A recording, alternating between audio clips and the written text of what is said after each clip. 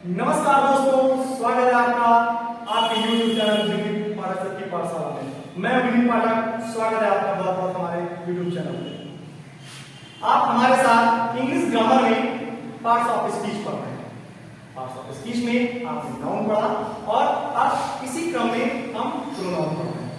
Pronoun के शुरू के 5 काइंड्स के बारे में आपने हमारे साथ सीखा।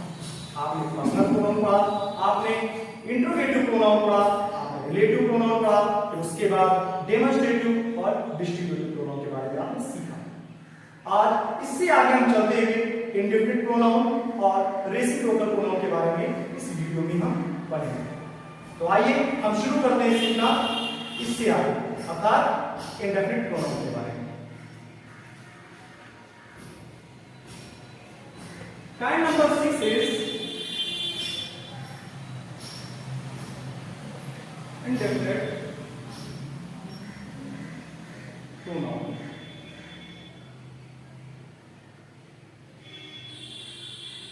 Kind number 6 is indefinite pronoun। इसे हम हिंदी में कहते हैं अनिश्चयवाचक सर्वनाम। क्या कहते हैं? अनिश्चयवाचक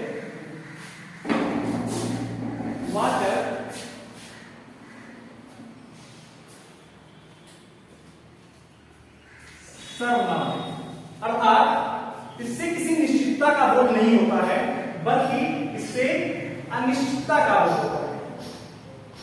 अर्थात ये ऐसे सर्वनाम है जो किसी अनिश्चित नाउन के बारे में बताने का काम करते हैं।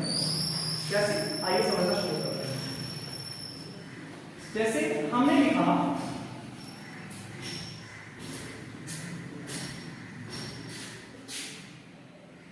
some are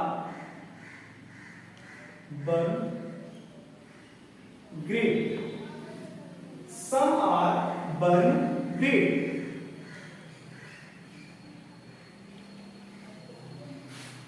Nobody can go from here।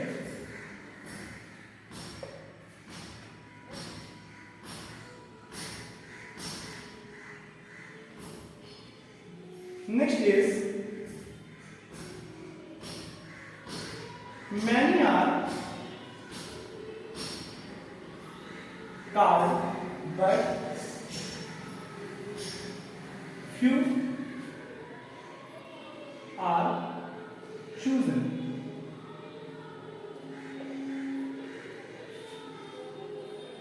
Next is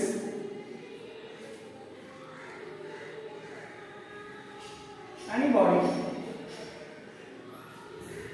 can sit here। Anybody can sit here। आप इस सभी एग्जाम्पल्स पे ध्यान दीजिए। पहले एग्जाम्पल में सब पे आप ध्यान दीजिए, नेक्स्ट में नोबॉडी, नेक्स्ट में मैनी और फ्यू पे आप ध्यान दीजिए, एंड लास्ट सेंटेंस में आप एनीबॉडी पे ध्यान दीजिए। क्या देखते हैं आप? Some are born great. इसका हिंदी अनुवाद होगा कुछ लोग जन्म से ही महान होते हैं। कुछ लोग जन्म से ही महान होते हैं। सम आर बर्न ग्रेट, कुछ लोग जन्म से ही महान होते हैं। Nobody can go from here. कोई भी यहां से नहीं जा सकता। फिर से सुनिए, nobody can go from here. कोई भी यहां से नहीं जा सकता। Many are called but few are chosen। बहुत सारे लोगों को बुलाया जाता है, यानी कई लोगों को बुलाया जाता है, but few are chosen, लेकिन कुछ को ही चुना जाता है। Anybody can sit here। कोई भी यहां पर बैठ सकता है। कोई भी यहां पर बैठ सकता है। तो देखिए बेटा, some are born great। Some means कुछ लोग जन्म से ही महान होते हैं। Nobody can go from here. Nobody यानी कि कोई भी नहीं, कोई भी नहीं। मैनी मीन्स कई, मैनी मीन्स कई।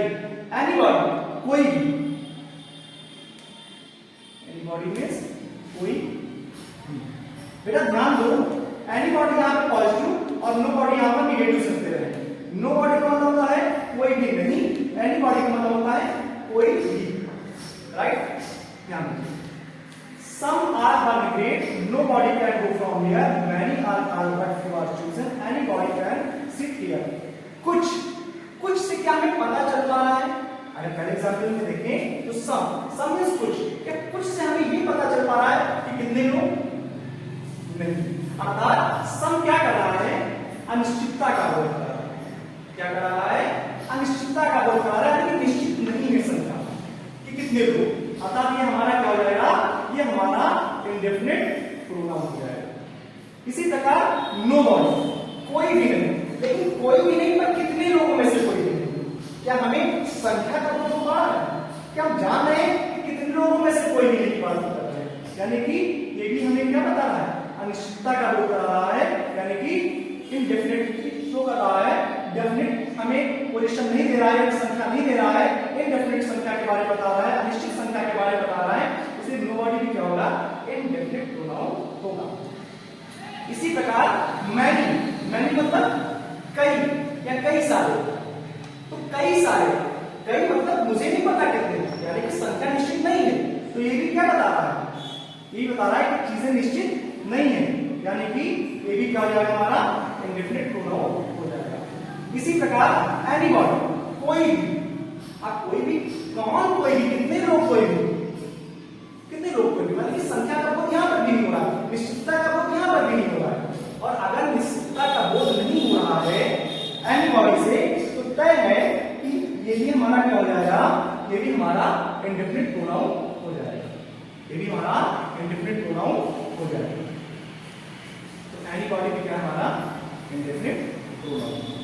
इसके अलावा और बहुत सारे एग्जांपल्स हैं जिनको हम ले सकते हैं। तो सम, नोबॉडी, एनीबॉडी और फ्यू। अब इस एग्जांपल में देखिए, यहां पर आपको एक और मिल रहा है कुछ। फ्यू मींस क्या होता है? कुछ। फ्यू भी क्या है? कुछ। लेकिन कुछ कितने? 2, 4, 6, 8, 10। क्या कुछ निश्चित हो पा रहा है? कुछ भी निश्चित नहीं हो पा रहा है। इसका मतलब साफ है कि फ्यू भी हमारा क्या है? फ्यू भी हमारा इंडेफिनिट प्रोनाउन।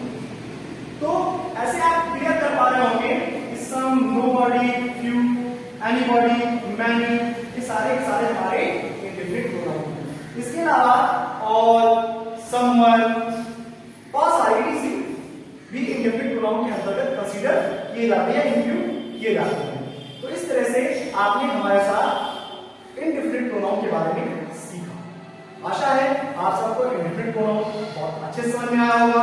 यदि कोई डाउट आपके मन में रह जाता है तो हमारे कमेंट बॉक्स में जाकर के कमेंट में हमें बताइए कि सर हमें इस जगह पे ये चीज समझ में नहीं आई। मैं अगले वीडियो में आपको वो चीज क्लियर जरूर करूंगा। तो इस तरह से अब हम प्रोनाउन में आगे बढ़ेंगे और अगला प्रोनाउन जो हम सीखने वाले हैं वो है रेसिप्रोकल प्रोनाउन। क्या बच्चों? Reciprocal pronoun.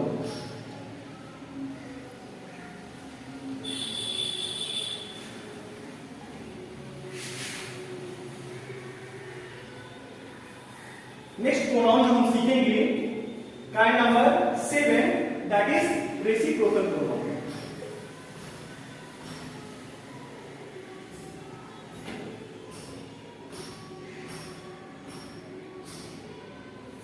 Reciprocal pronoun.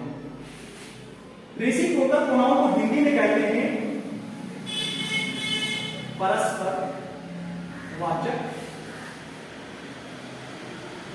परस्पर वाचक सर्वनाम। अर्थात इनमें परस्पर आपस में संबंध पाया जाता है। जैसा आप नाम से क्लियर कर रहे होंगे, रेसिप्रोकल प्रोनाउन अर्थात परस्पर वाचक सर्वनाम। परस्पर एक दूसरे से जब रिलेशन शो कर रहा होता है, एक दूसरे के साथ परस्पर एक संबंध प्रकट होता है, तो ऐसे संबंध को प्रकट करने के लिए हम जिस प्रोनाउन का प्रयोग करते हैं वो होता है रेसिप्रोकल प्रोनाउन। रेसिप्रोकल प्रोनाउन हम आपको बता दें कि ये हमेशा दो प्रोनाउन के मिलने से बनते हैं। रेसिप्रोकल प्रोनाउन हमेशा ही दो प्रोनाउन के मिलने से बनते हैं। जी हाँ, बिल्कुल। आइए हम आपको एक बार एग्जाम्पल में समझाने का प्रयास करते हैं। तो सबसे पहले आप जान लीजिए कि रेसिप्रोकल प्रोनाउन में हम किसको इंक्लूड कर सकते हैं, हम ईच अदर को शामिल कर सकते हैं। दूसरा, हम वन एंड अदर को शामिल कर सकते हैं। ईच अदर, ईच भी क्या है, ये भी प्रोनाउन है। अदर भी क्या है, ये भी प्रोनाउन है। इसी प्रकार वन क्या है, वन भी एक प्रोनाउन है।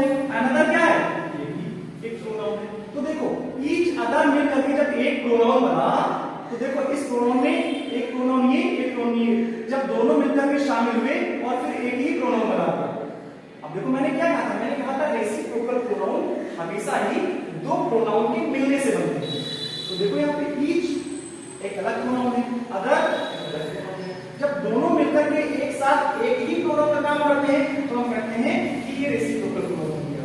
इसी प्रकार वन और अनदर, वन एक अलग प्रोनाउन है और अनदर एक अलग प्रोनाउन है।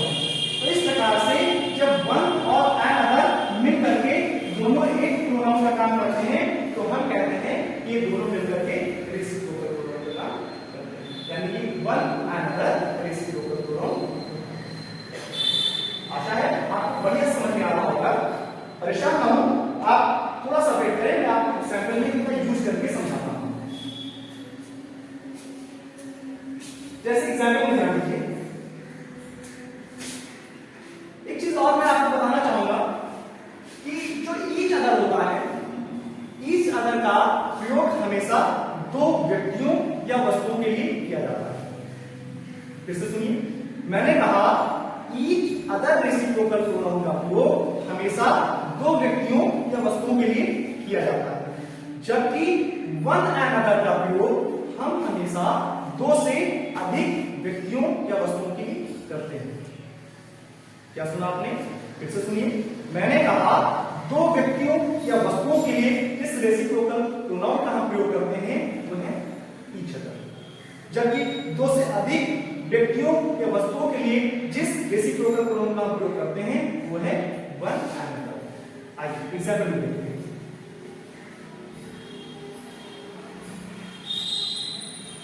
Mohan and Sohan love each other.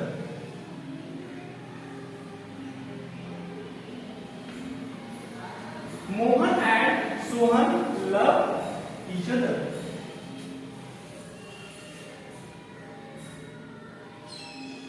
Rohit and Arun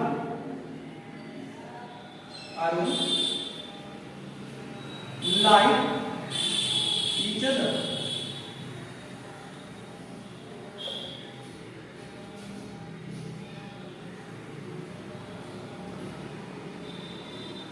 All the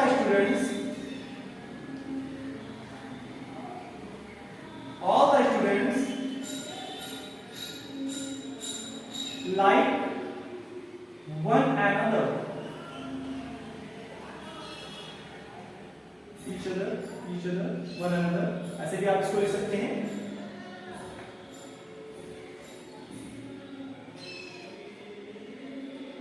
All the family members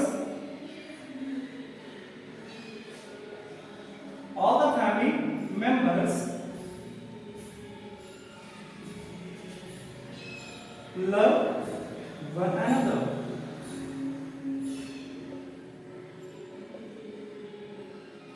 right? आप इन एग्जाम्पल्स के माध्यम से आप समझने का प्रयास कीजिए, आपको बेहतर समझ में आएगा। जैसे Mohan and Sohan love each other. Mohan और सोहन दो व्यक्ति हैं। Mohan and Sohan love each other.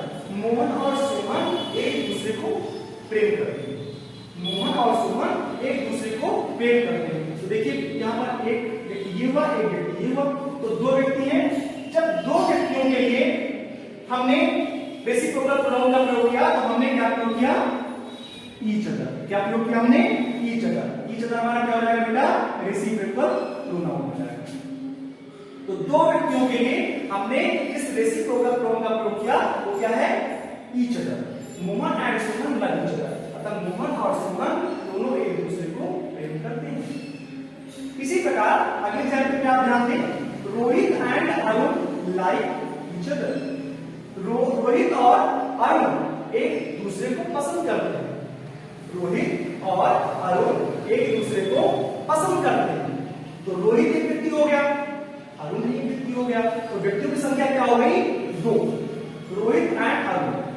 अब जब दो व्यक्ति हो गए हैं तो दो व्यक्तियों के लिए जिस हम रेसिप्रोकल प्रोनाउन का प्रयोग करते हैं वो क्या है हमारा? Each other. तो ईच अदर भी आपका क्या हो गया? Reciprocal pronoun. बेहतर तरीके से आपको समझ में आ रहा हो? बिल्कुल, परेशान ना हो, आप आगे समझना जारी रखिए, सब समझ में आ रहा है। नेक्स्ट एग्जाम्पल को आप ध्यान दीजिए, all the students like one another. All the students ध्यान दीजिए इसमें आप, यानी कि स्टूडेंट्स की संख्या क्या है? All the students. अगर हमने वन अनदर प्रयोग किया है तो स्टूडेंट्स क्या है? दो से अधिक है। स्टूडेंट्स क्या है? दो से अधिक है, और दो से अधिक है, इसीलिए हमने क्या किया? रेसिप्रोकल प्रोनाउन हमने वन अनदर का प्रयोग किया। इसका प्रयोग किया वन अनदर, यानी कि ऑल द स्टूडेंट्स, सभी विद्यार्थी लाइक वन अनदर, एक दूसरे को पसंद करते हैं। यानी कि सभी विद्यार्थी एक दूसरे को पसंद करते हैं। ये सारे विद्यार्थी हैं, इनकी संख्या दो से अधिक है। अगर दो होती तो हम क्या लाते? हम ईच अदर लाते, बट दो से अधिक है इसलिए हमें क्या लाना पड़ा? वन अनदर लाना पड़ा। इसी प्रकार से अगला एग्जाम्पल आप ध्यान दीजिए, all the family members love one another. All the family members, इसका मतलब क्या है? इसका मतलब है कि परिवार के सभी लोग एक दूसरे को प्रेम करते हैं। परिवार के सभी लोग एक दूसरे को प्रेम करते हैं। तो इसका मतलब परिवार के लोगों की जो संख्या है वो मोर देन टू है, दो से अधिक है। क्यों? क्योंकि अगर दो होगा, जैसा मैंने आपको पहले ही कहा, इसलिए ईच अदर आया होगा, और दो से अधिक के लिए हम वन अनदर का प्रयोग करते हैं। तो इसी तरह से आप यहाँ पे समझ सकते हैं कि वन अनदर प्रोनाउन का प्रयोग किया जाएगा। या आप ऐसा समझ लो कि अगर हमने वन अनदर का प्रयोग किया है तो इसका मतलब फैमिली मेंबर्स की संख्या क्या है? दो से अधिक है, क्योंकि अगर दो होता ईच अदर आया होगा। तो इस तरह से आपको मैं फिर से रिवीजन के तौर पर बता दूं कि जब कभी भी दो व्यक्तियों या वस्तुओं की ओर हमें परस्पर संबंध बताना होता है, इशारा करना होता है कि हाँ दो व्यक्तियों वस्तु में संबंध है, तो हम जिस रेसिप्रोकल प्रोनाउन का प्रयोग करते हैं वो होता है। इसी प्रकार से जब दो से अधिक व्यक्ति या वस्तु होते हैं तो उन्हें बताने के लिए या उनके बीच संबंध दर्शाने के लिए जिस रेसिप्रोकल प्रोनाउन का प्रयोग किया जाता है वो होता है वन अनदर। आशा है आप सबको रेसिप्रोकल प्रोनाउन भी बहुत अच्छे से समझ में आया होगा। इसी प्रकार हमारे साथ इंग्लिश ग्रामर और उसके साथ English literature, mathematics, science, English medium SST या हिंदी मीडियम एसएसटी, इसके अलावा कॉम्पिटिटिव सब्जेक्ट में कॉम्पिटिटिव वीडियोस के लिए जुड़े रहने के लिए आप अभी तुरंत हमारे चैनल को सब्सक्राइब करना ना भूलें और बेल आइकन जरूर दबाएं, ताकि अगले वीडियो का नोटिफिकेशन आपके यूट्यूब चैनल पे या आपके यूट्यूब पे शो हो जाए और आप हमारा अगला वीडियो क्रमशः देखते रहें और हमारे साथ बेहतर तरीके से सीखते रहें। बहुत बहुत धन्यवाद। नमस्कार।